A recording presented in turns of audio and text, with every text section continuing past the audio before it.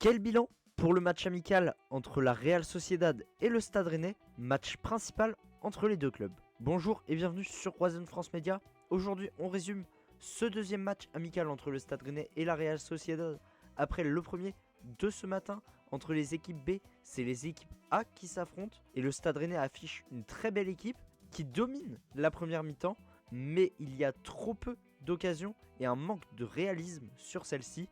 Le score à la mi-temps est de 0-0. Ils font face à une très belle défense, mais offensivement c'est plus compliqué pour la Real Sociedad et Rennes défend très bien. Donc de cette première mi-temps, on peut tirer déjà des belles conclusions.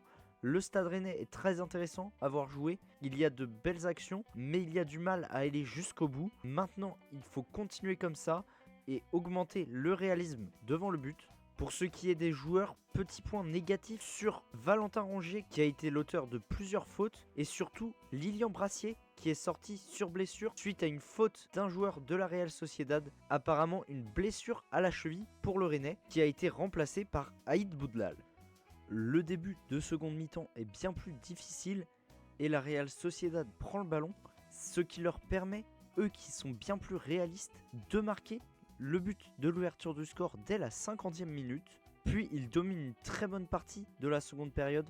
Rennes a beaucoup de mal à jouer comme durant la première, mais en toute fin de match, ils se réveillent et parviennent à égaliser sur un centre de Naguida. Kader Meïté est trouvé, il place très bien sa tête pour le but du 1 partout. Puis après ce but, les Rennais dominent totalement la fin de match et le temps additionnel, mais ils ne parviennent pas à marquer. Score final, un but partout. Beaucoup de choses à retirer de ce match puisque le Stade Rennais a fait une très bonne période mais a eu beaucoup plus de mal en seconde. Il faudra continuer comme cela puisqu'il y a quand même eu de très belles choses et notamment les deux nouveaux joueurs, Valentin Rongier et Quentin Merlin, qui ont été très impactants. Prochain match samedi prochain face au Genoa au Roison Park. En attendant, merci de nous avoir suivis sur Roison France Media et à bientôt pour de nouvelles émissions. N'hésitez pas à liker, vous abonner et partager.